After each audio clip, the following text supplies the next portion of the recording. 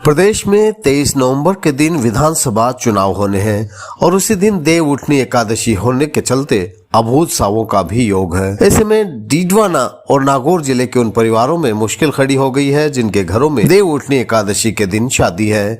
देव उठनी एकादशी के अभूत सावे पर मतदान होने से डीडवाना और नागौर जिले के सभी 10 विधानसभा क्षेत्र में वाहनों का भी टोटा रहेगा। चुनाव तारीख का ऐलान होने के बाद से ही लोगों ने शादी के लिए वाहनों की बुकिंग करना शुरू कर दिया है। इसके साथ ही चुनाव आयोग के निर्देशों पर परिवहन विभाग ने भी मतदान पार्टियों के लिए वाहन की व्यवस्था करनी शुरू कर दी है। देव उठनी एकादशी के दिन मतदान होने के चलते लोगों ने इसका विरोध जताया है और मतदान की तारीख बदलने की मांग की जा रही है। डीडवाना के जिला परिवहन अधिकारी मक्खनलाल जांगीर ने बताया कि जिला प्रशासन ने जिले के 5 विधानसभा क्षेत्रों में चुनाव के मद्देनजर वाहनों के अधिग्रहण की प्रक्रिया शुरू कर दी है। जिले में चुनाव के लिए करीबन 400 वाहन अधिग्रहण किए जाएंगे, जिनमें 200 बसें शामिल होगी। नवम्बर में ही देव उठनी एकादशी से सावों की शुरुआत होगी। इस दिन राजस्थान से नागौर और डीडवाना जिले में भी मतदान होगा। जिला निर्वाचन अधिकारी की ओर से 2 दिन पहले ही वाहनों की बाड़ेबंदी कर दिए जाने के निर्देश मिले हैं और चुनाव कार्यक्रम के तहत 22 नवंबर को मतदान के लिए मतदान दल रवाना किए जाएंगे। दूसरी ओर विधानसभा चुनाव के दिन मतदान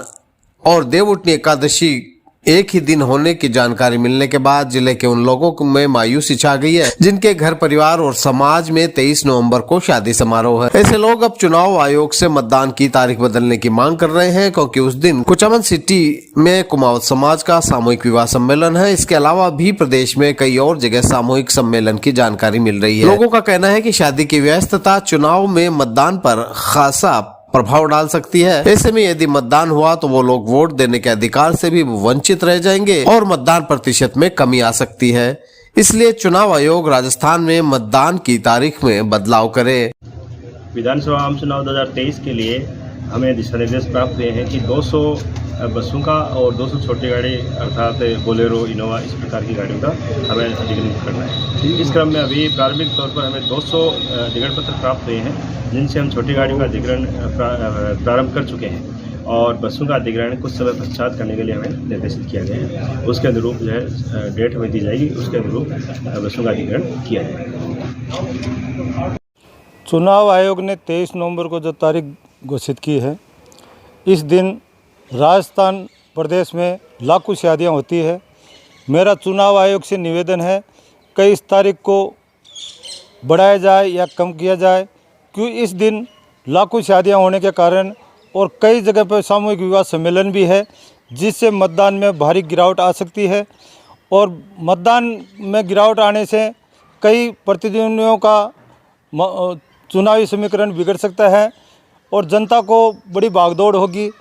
और इसलिए मेरा चुनाव आयोग से निवेदन है कि इस तारीख में कुछ संशोधन किया जाए। राजकुमार फौजी, नाव विधानसभा। देखिए, लोकतंत्र का सबसे बड़ा आयोजन होता है मतदान, और उस दिन अगर देव उठनी एकादशी है जिसमें लाखों शादियां राजस्थान प्रदेश में होगी, जिससे मतदान प्रभावित होगा। काफ़ी मेहमान अपनी शादियों में व्यस्त रहेंगे, जिसके कारण मतदान का जो प्रतिशत है वो निश्चित रूप से घटेगा।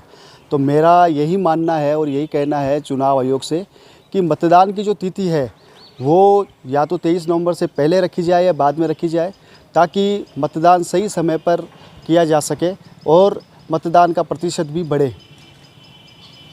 चुनाव की तारीख में परिवर्तन के लिए विभिन्न संस्थाएं भी अब चुनाव आयोग को पत्र भेज रही हैं।